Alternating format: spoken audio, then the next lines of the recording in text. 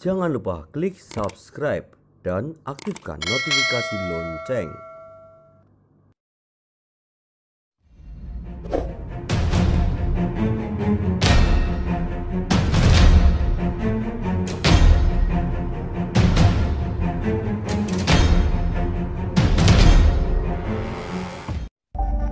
Acara ini dipersembahkan oleh Pekam Rukyah Jogja, terapi syar'i sesuai sunnah Nabi, pengobatan medis dan non-medis, Jalan Luwanu 44 Yogyakarta, telepon 0823 1347 7172.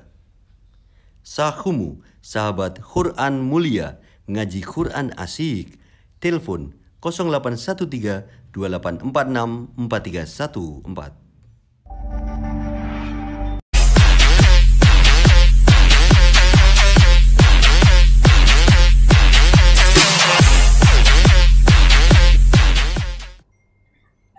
Ayo ngomong. Ketemu ki apa sing ngadi omong ke ayo waktuku terbatas lho. Lah kamu pakai batik tuh mau kemana? Waktunya terbatas ki. Batik itu kan baik dan simpatik. Weh. Hem. Anjir turut ki lho. Hebat dan menarik. Wih. Saya gitu. Mas mantap. Blazer. Wah, belum ketemu, Mas. Oh, blazer, Mas. Jeblas ning banter. Ngono gampang itu. Lah iya. Itu loh. Jadi awake dhewe ketemu ini kan istilahnya so sharing. Tentang apa yang saling menutupi lah. Benar. Apa sing kira-kira Mas Iwan ra iso nek aku iso tak kayak informasi. Nah, iya. Mas Wanto nek kira-kira apa ora ngerti, ya wis lah nikmatilah itu loh. Ya ora, saya kan tanya, punya teman-teman yang hebat kan ya saya kan tanya. Iya. Jadi memang kita harus ini saling melengkapi, saling apa ya, mengisi ya kan kekurangan masing-masing. Kalau Mas Wanto bertanya kita bisa menjawab ya kita bantu. Tapi kalau kita bertanya Mas Wanto nggak bisa jawab ya wis. Nah, tidak usah dipaksakan. Nah, iya. Kalau Mas Iwan ini misalnya poso itu yang dirasa itu piye? Maksudnya yang membuat ragu itu apa? Yang membuat ragu? Misalnya melakukan apa, kok wah ini piye yo? Pahala atau dosa yo? Misalnya ya tadi misalnya saya marah. Atau saya juga ragu bahwa ini dosa enggak gitu loh. Soalnya habis marah tuh biasanya saya lapar, saya makan. Wah, itu nek puasa ya ditahan. Oh iya. Nek satu yang bingung itu nganu loh Mas Wan. Ya. Tentang mandi besar itu loh. Nah, pertanyaan saya itu seputar gue loh Mas. Nek mandi besar itu loh. Nah, itu. Mandi besar itu tata caranya piye? Yang maksudnya diguyur itu dari mana? Kan ada aturannya itu. Itu kepiye? Iya, itu nanti saya tuh sempat membaca sedikit buku. Ya, itu memang nanti kita tanyakan juga nanti ke yang lebih ahli ini mau dasar anu mandi besar, mandi wajib, mandi junub ini apa bedanya kan ada, terus tata caranya seperti apa, terus apa yang kenapa kita harus mandi wajib, wah itu nanti kan kita bisa tanyakan ke ahlinya itu. Nek saya tuh dulu memang hobi ini nek saya tuh karena sering menjaga kebersihan tuh saya tuh mandi apa? Mandi itu iya. Mandi itu saya senang. Kenapa? Tapi yo itu mandi itu biar yo master itu Abdul itu saya kadang mandi itu kan kadang sabunnya itu harus gonta-ganti. Lah sebabnya? Lu kan biar wanginya. Oh iya. Biar wanginya kalau dino 100 ya. Lah kenapa? Rantai sabun. Saat ini mandi itu enggak sombong, saya 3 jam, Mas. Wih, itu karena apa? Nek mandi iki ya kadane mung 10 menit. Lek ngumpulke niat lho Mas. Tapi memang kayak gitu karena si Jajak Miharja aja kan cinta sabun mandi. Assalamualaikum. Waalaikumsalam. Pantai kok gak ngomong kalau ada tamu. Lah iya nih kok. Kita ini jadi jagong. Lah kok batik semua. Mas saya di nanti janjian lamaran nih. Khusus hari ini kok iso ngene kabeh ngono lho. Ini kan cocok. Kenapa? Semua pakai batik ini. Ya. Ini kita harus ada yang besok rencana nikah. Aduh, kita paksa satu-satu. Wanto mau nikah lagi? Tidak. Mas Dian ya mau enggak? Tidak. Saya ya. Iya. Delok bojone ya. Nah, ya itulah sama persamaan wali itu sama saya. Kok bisa? Sama-sama cari jodoh. Weh, bagus ini ya. Sampai rambutnya putih nggak dapet. Mas Wanto itu sama ada band. Apa itu? Hah? Ya Mas ya. Manusia itu. Karena cinta ingin dimengerti ya Mas. Manusia jodoh. Lah ya manusia jodoh. Oke, lu ngobrol apa tadi? Saya dengar-dengar dari jauh tapi samar-samar ya. Mandi wajib Mas Pol itu punya Anjing kecil. enggak, istilahnya punya unek-unek yang istilahnya kalau gimana caranya mandi besar atau mandi wajib. Ya di kolam renang toh. Kan besar, nek bareng mandi kan kecilian. Secara agama itu tuntunannya itu gimana? Benar, apakah kita harus mandi dengan air yang banyak karena besar? Untuk mandi besar pakai belawang sing gede. Oh, belawang. Apaan? Aduh, belawang tahu gue ahli bikin sumur ya. Oh, belawang itu di sana daerah banyak sana. belawang mau diri sana. Belawang gue saya marah-marah gitu Ya, kan. aduh. Kalau Blawong itu Iya. daerah pesisir itu Apa itu? itu sama situ ada. Oh, itu. Bolong. Bener belawang. Tapi bagus loh ini tadi yang harus tahu apa tentang apa Tahu ya? aturannya. Apa istilahnya tadi saatnya apa tadi mandi besar tuh ya? Kapan harus mandi besar? Apa penyebabkannya? Tata cara nih kan kadang kita belum paham banget itu. Kadang-kadang Apakah niatnya nek mandi besar, mandi junub, mandi wajib itu podo ra. Nah, itu juga apa airnya itu loh kadang-kadang itu juga boros. Iya, Nah, iya, itu iya. juga harus nanti mungkin bisa ditanyakan gitu. Nah benar tuh kayak ngopo takarannya ya Nah, iya. airnya itu terus apakah bisa diganti tayamum juga Nah, karena airnya? lah iya. Ya itu. Apa kita cukup dengan nyemplung ke bak mandi misalnya yang ada baknya itu? Apakah itu sudah Atau termasuk? mungkin karena kita sama istri kita kan sudah halal istilahnya. Karena untuk ngirit air kalau mandi bareng hukumnya Ya. piye itu loh. Dan nanti ditanyakan yang orang detail. Tadi itu termasuk itu apa namanya itu ya batas yang dibersihin itu dari atas sampai bawah itu mana aja kan kita belum paham banget itu. Ya itu nanti nek ngono ki Mas Wanto wae kita minta untuk nanti menghadirkan Ustadz Fahmi. Oh, yang rumahnya sana itu. Iya, sana mana? Sana di Bantul sana. Oh iya. Oh iya iya. Ini sekarang gini aja. Iya. Ini biar Mas Wanto yang nanti jemput Ustadz daripada nanti Mas Wanto di sini juga nggak ada pertanyaan. Iya iya. Gitu, Loh, bagus. tapi kan bagus. Jadi ada pembanding ada yang isi gitu kan. Ada yang enggak isi. Katanya orang mendengarkan Ustadz berbicara yang baik-baik itu kan dapat pahala. Iya. Mas. Jadi dia lebih dari pendengar. Iya. Lo kan bagi tugas yang lain ngomong dia pendengar. Ya udah Mas Wanto hadirkan Ustadz Fahmi ke sini nanti kita tunggu bertiga ini kepengen konsultasi masalah itu mandi besar itu ya mandi Ya, wajib, mandi wajib. Waalaikumsalam, hati-hati ya.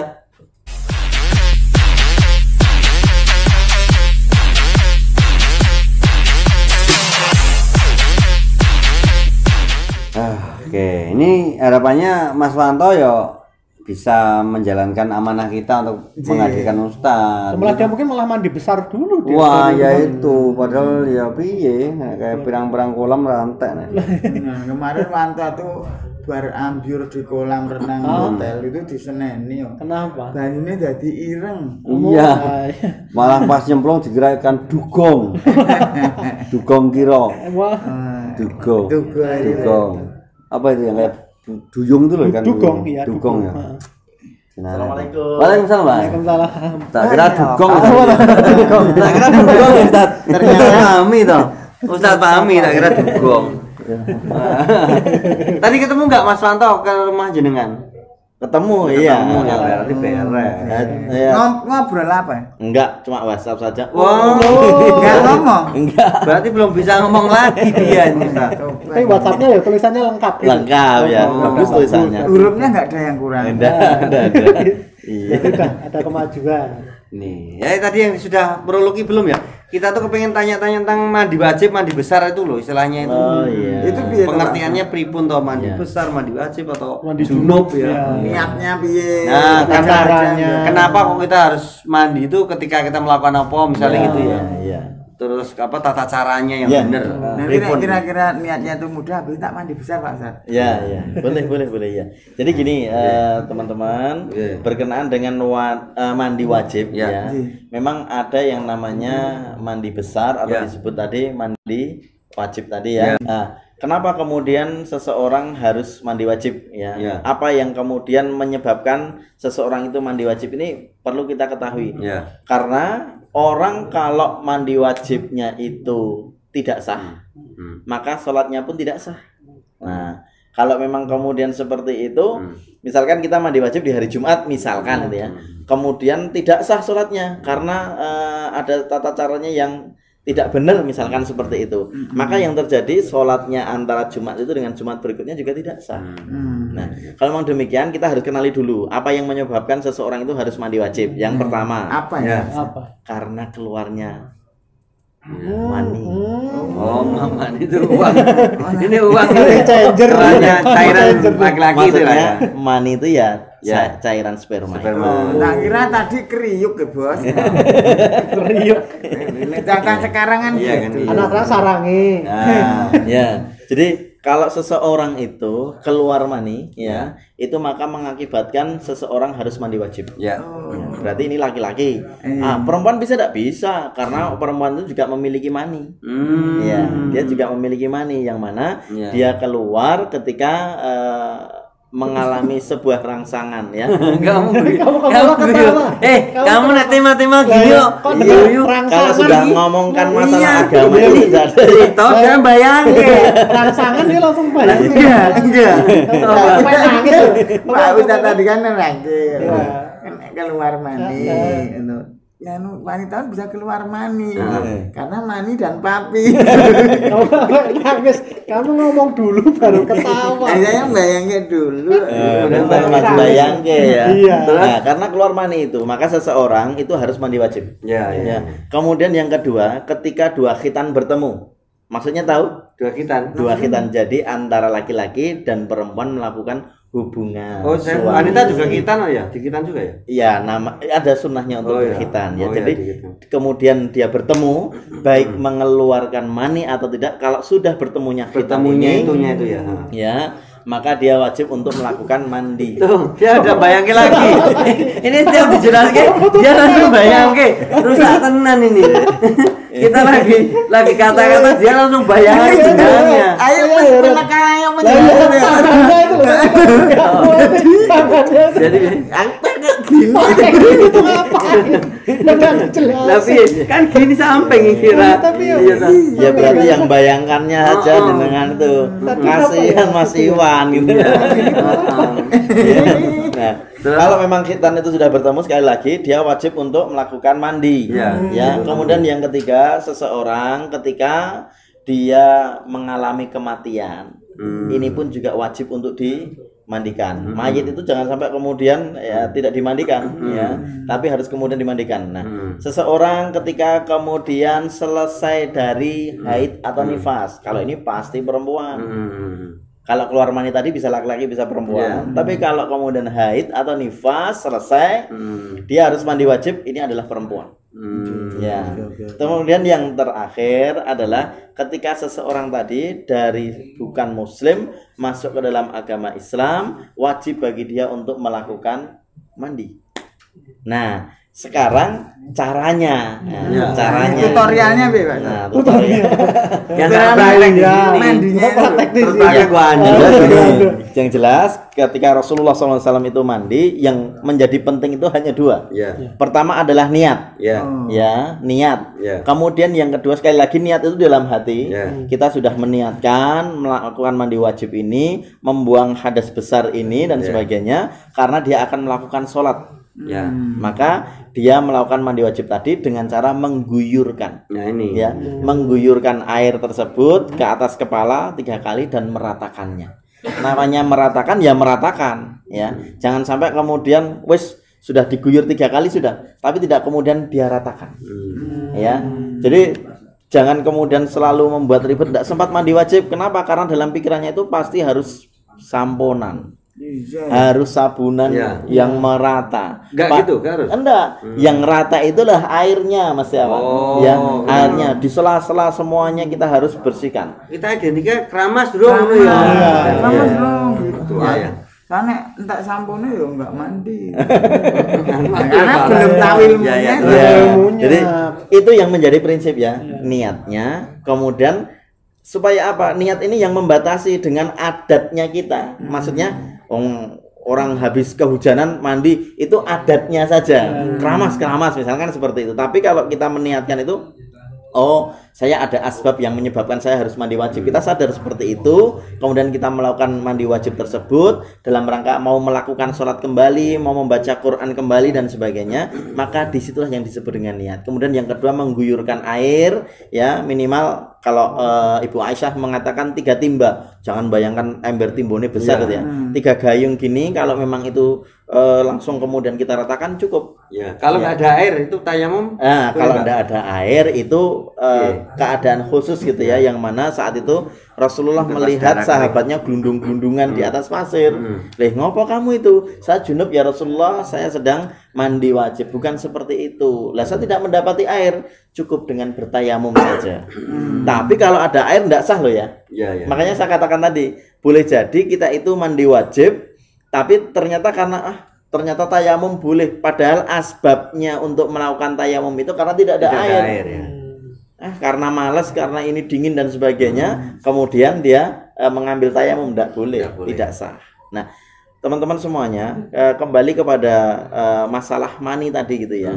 Ada kalanya mani itu benar enggak ini harus melakukan mandi wajib yang seperti apa? Ya semuanya. Sekiranya memang mani itu keluar, baik itu karena dingin, karena mimpi, atau karena hubungan itu tadi, tetap semuanya harus mandi. Tidak ada pengecualian ya. Semuanya harus mandi. Tapi kalau berbicara masalah kaitannya dengan puasa, berkenaan dengan keluarnya mani, ini sudah berbeda. Kalau memang itu keluarnya karena sakit, keluarnya karena suhu yang dingin, maka tidak menjadikan wajib, tidak membatalkan puasanya. Tapi kalau berkenaan dengan harus mandi, enggak harus mandi. Harus mandi. Nah, ini berkenaan dengan mandi wajib yang harus kemudian dilakukan. Nah, caranya seperti itu. Tapi ada juga yang dihukumi caranya sama, tapi itu menjadi mandi yang sunnah. Tata caranya seperti mandi besar, tapi itu dikategorikan sebagai mandi wajib yang disunnahkan oleh Rasulullah. Nah, nanti kita sambung gitu ya Mas ya. Menarik sekali pemirsa, tadi masih banyak akan kita lanjutkan lagi di sesi selanjutnya. Makanya jangan kemana-mana, nanti kita akan balik lagi setelah yang satu ini.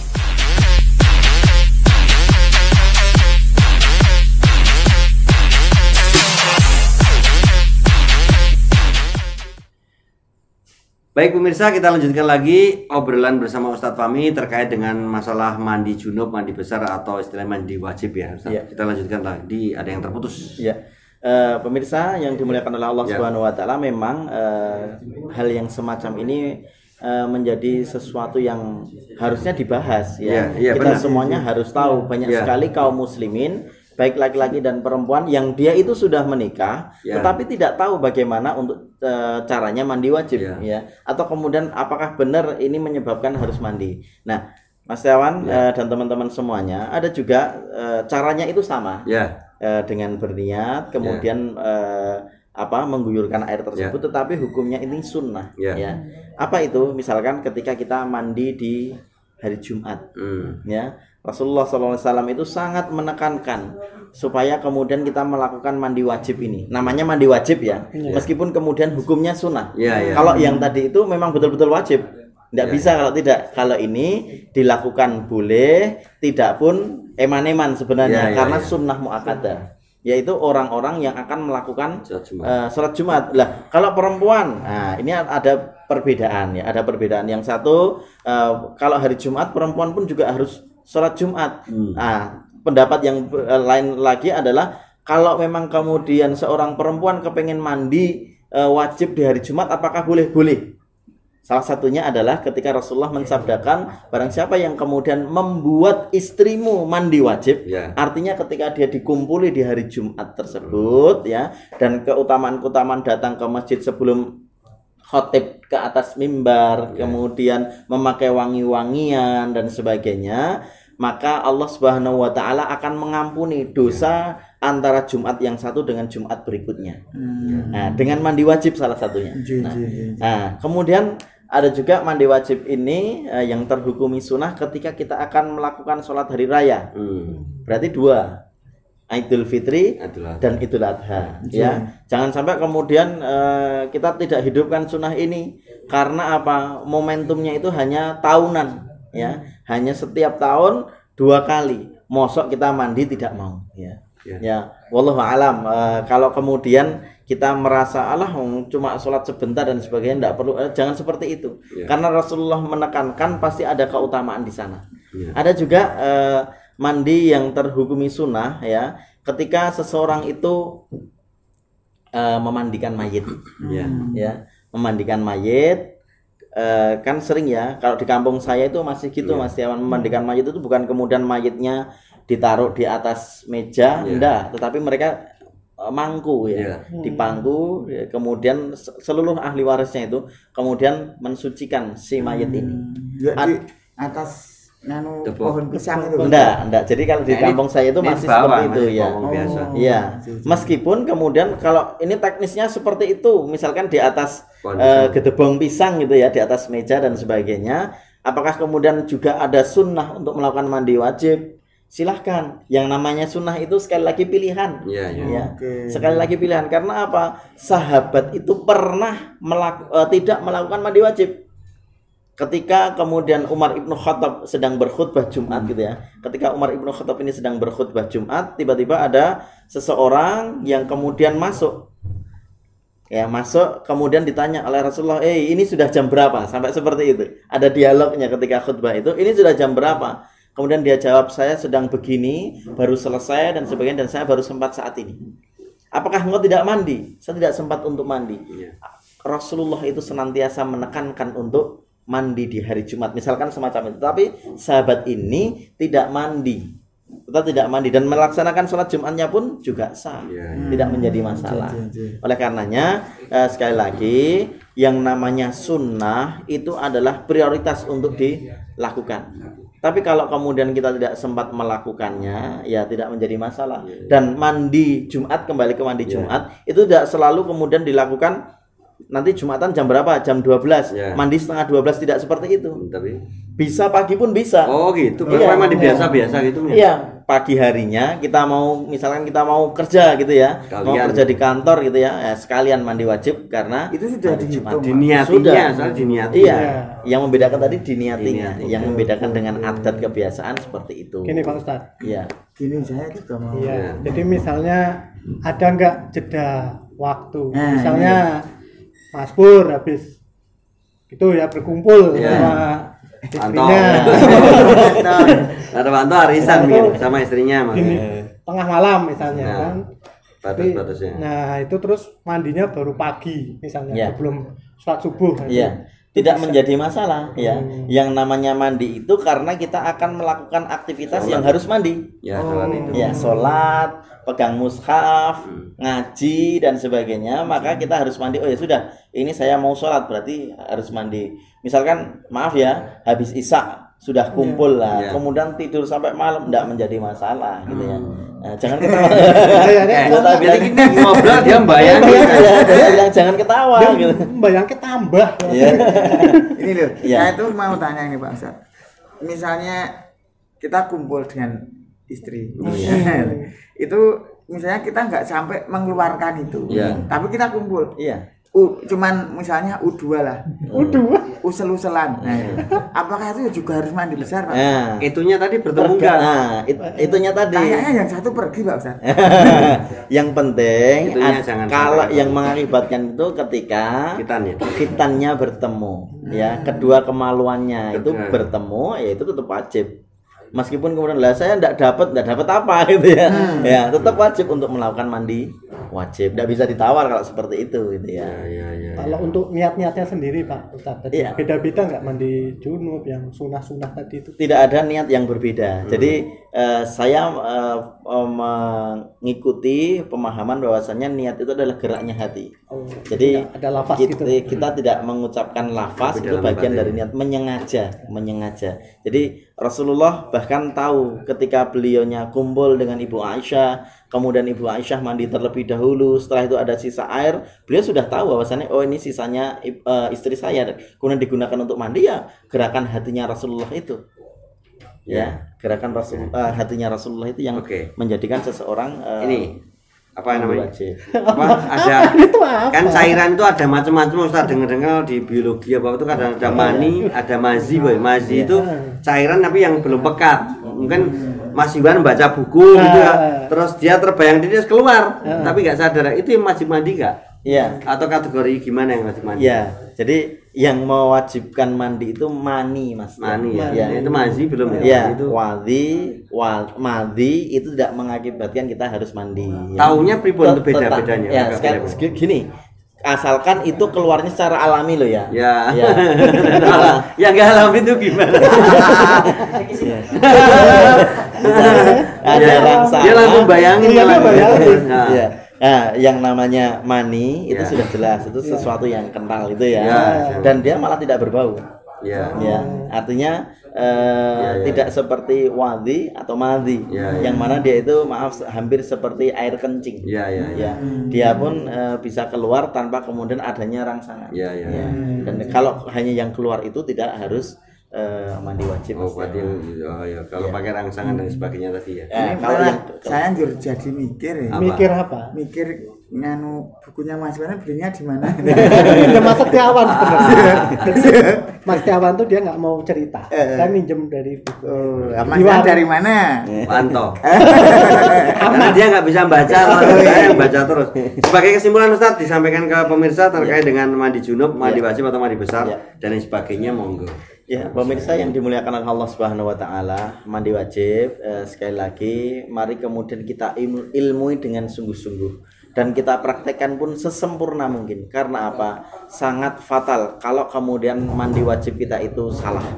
Terlebih ketika kita ini adalah orang-orang yang selalu aktif dengan aktivitas-aktivitas sunnah, membaca Al-Quran, beriktikaf, masuk ke dalam masjid, menetap di masjid, atau kemudian kita orang yang sering tawaf dan sebagainya. Kalau kemudian semuanya itu dilakukan, kemudian mandi wajibnya kita ini tidak sempurna, boleh jadi Allah Subhanahu wa taala pun menganggap sesuatu yang kita kerjakan semua itu tidak sah dan terhukumi batal. Oleh karenanya sempurnakan ibadah kita dengan menjaga kesempurnaan ketika kita melakukan mandi wajib. Wallahu a'lam bishawab. Terima kasih sekali Ustadz dan pemirsa, demikian tadi pembahasan tentang mandi wajib atau mandi besar dan lain sebagainya. Semoga kita dapat mengambil banyak manfaat dari pembahasan kita kali ini. Kita jumpa lagi di lain kesempatan. Wassalamualaikum warahmatullahi wabarakatuh.